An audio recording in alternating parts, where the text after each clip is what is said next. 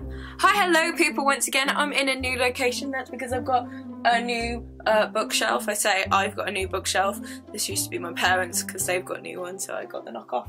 From the title of the video you will realise we are doing What the Duck, where I talk about Disney and stuff. Today we're going to be talking about the extended family of Disney, and by that I mean characters, not animators. I'll start with a quote and I'm going to read this directly, so sorry for my unprofessional reading off paper. "One of the greatest satisfactions in our work here at the studio is the warm relationship that exists within our cartoon family."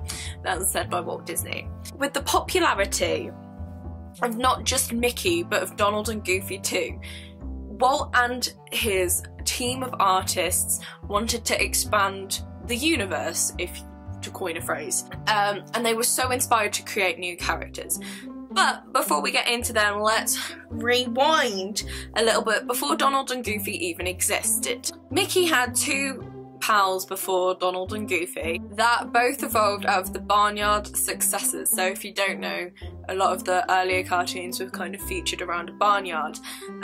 So because of that, two characters evolved. One of them, Clarabelle Cow, who appeared in The Ploughboy in 1929. Clarabelle was often paired with Horace Horsecollar, who quickly became a very reliable friend of Mickey.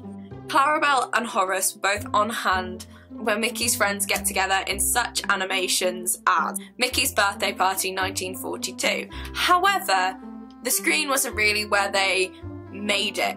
They had a lot more appearances in the comic books, and that's where they came into their own. Like Clarabelle and Horace, Mickey's nephews Mortimer and Ferdinand Fieldmouse made a lot of their appearances in the comic books, not the animations. Since Mickey had two nephews, of course our dastardly duck Donald had to one-up him a little bit and had three nephews whom we all know as Huey, Dewey and Louie, and they debuted in the Silly Symphony Sunday comic feature, which at the time Donald also starred in, as a side note, on the 17th of October 1937. Quickly after, the trio made their first appearance on screen in the animation Donald's Nephews in 1937. Oh no, shit. 1938. Dang it, Cara! With Donald's nephew Scrooge McDuck starred in DuckTales, woo! The TV show in 1988, because at the end of the day, life is like a hurricane here in Duckburg. Race cars, lasers, airplanes, it's a duck blur. Danger. I'll stop now. The richest duck in the world, that's Scrooge if you didn't know, first introduced in 1947, Christmas on Bear Mountain. In many comic book escapades, Uncle Scrooge, Donald, and Huey, Dewey and Louie form an intrepid band of globe-trotting or quacking adventures.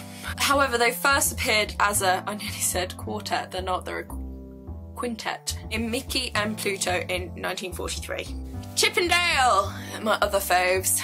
Chip and Dale became the perfect irritants for Donald Duck. The Chipmunks appeared in 24 theatrical cartoons and in their own TV show, Chip and Dale Rescue Rangers in 1989, because just call Chip and Dale Rescue Rangers, Chip and Dale when there's danger.